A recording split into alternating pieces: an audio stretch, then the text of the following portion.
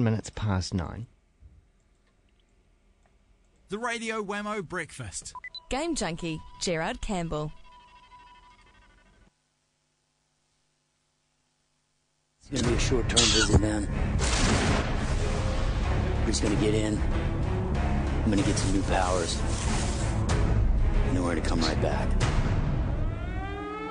Well, I guess it's time I go introduce myself.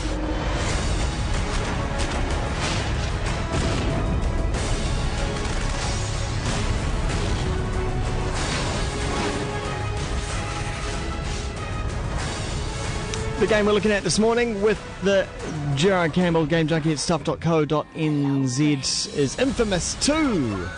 Hey there, Gerard. Hey there, Wammo. How are you? I'm good. But the question is, how are you, and how's the gaming room there in Christchurch? Oh, the gaming room's still standing, which is good, and everything else is still standing. So no, we're lucky that there was no damage for us yesterday. But yes, fingers crossed it calms itself down and we don't have to endure any more days like yesterday. Yes, indeed. You weren't gaming at the time? No, unfortunately not. I was stuck at Portakabin Central Village, Yeah. where we're working at the moment. So no, it was a very mundane day yesterday. Okay, so no interruptions though to the gaming schedule. You're going to resume normal gaming right through this crisis. Oh, normal transmissions will probably resume sometime today or tonight, I would say. So, yeah, we'll be back to our business as usual, which is great. Good. Don't keep us down. All right, well, Infamous 2, I know absolutely nothing about this game. Do tell. Infamous 2, of course, with the 2 on the end, is a sequel to... it's a PlayStation exclusive title from developers called Sucker Punch. The first Infamous 2 was a really, really good game, and it was about a cycle courier called Cole McGrath who... while he was delivering a mysterious package, it explodes and it creates this huge explosion in Empire City where he was based, and it gives him powers to harness electricity. And there's all sorts of shady goings on, and he has to defeat bad guys and do all this sort of thing. So Infamous 2 sort of starts off where Infamous 1 finished off, and Cole has to face off against this huge enemy called the Beast, which defeats him, and then Infamous 2, Cole is in a place called New Marais, which is a city which looks really closely based on New Orleans, that same sort of southern atmosphere. But Cole has to sort of, I guess, hone his powers of being able to harness electricity this time to ultimately face off against the Beast. And, yeah, the ability that he's got, that he can absorb electricity from any electrical source, so it's power boxes, light fittings, cars, and then he can lock onto enemies and fire balls of electricity like grenades, or he can zap, or he can hover, he can fly, and so it's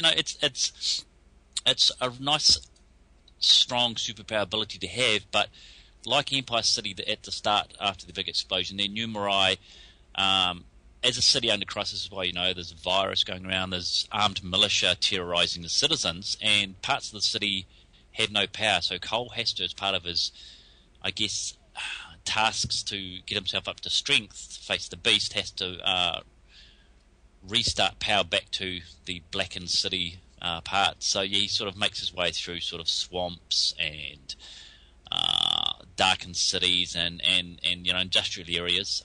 So there's a lot of platform, lots of climbing, lots of flying, lots of smoke and blasts and electricity. So it's great fun. Looking at the game footage, it looks really fast and frenetic, like an action film. It's just go, go, go, go.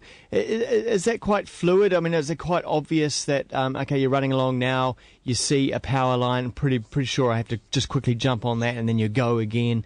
Is it all quite fluid? It is. It's very fluid, and it's just as fluid as the first game.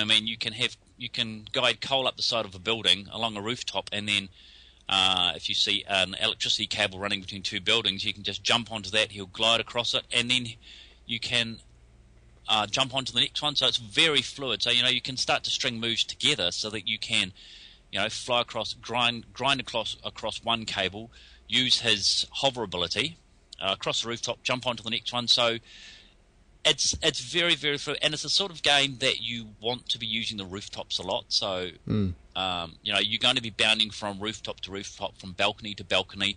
And the game too, it had sort of another couple of plot threads. This beast is coming. The beast is making its way from the northern part of the US down to this new Marai, and at certain intervals you see, the beast is 300 miles from where you are. So, and Cole has to sort of activate these blast shards to get this, I guess, like an electromagnetic device up and running, which is going to help him in the beast. But there's also mutant creatures floating around, and this bad guy called Bertrand who sort of seems to be able to harness the powers of these bad guys too. So, Cole gets some new powers, like he's got a really strong one called a Vortex, which means he can basically create a mini tornado which will wipe out everything in his path. And that's really good because at times there are, huge number of enemies coming across, against, militia guys and these mutant things. So it's good that there is a lot of fluidity in the combat, that you can, climb up, attack some bad guys, disappear on a cable, jump down, walk around. Yeah, no, it's very, very fluid, which, was something which the first one had, so it's good to see that this is carried through. Cool. So only on the PlayStation 3? Yes, it's a PlayStation 3 exclusive. Sucker Punch are one of those developers which do exclusively for the PS3, and they've got a great history behind them too. So, it's well worth. For those that have played InFAMOUS, the original one, this is a really great addition to the series, and highly recommended. Excellently. We've been talking about InFAMOUS 2. You can find out more at the Game Junkie blog at stuff.co.nz. Is the giveaway still going on there at the moment?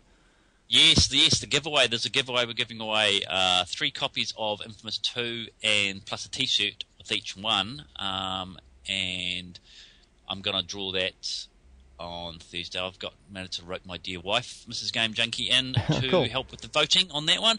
So we're going to pick that on sort of Thursday. So, just go along to the blog, post a comment, and then I'll notify the winners on Friday. Excellent. It's at stuff.co.nz. Click on the technology section. You'll see the Game Junkie blog there. And also on Twitter as well, twitter.com/Game Junkie NZ. See you, Gerard. Thank you, Wammo.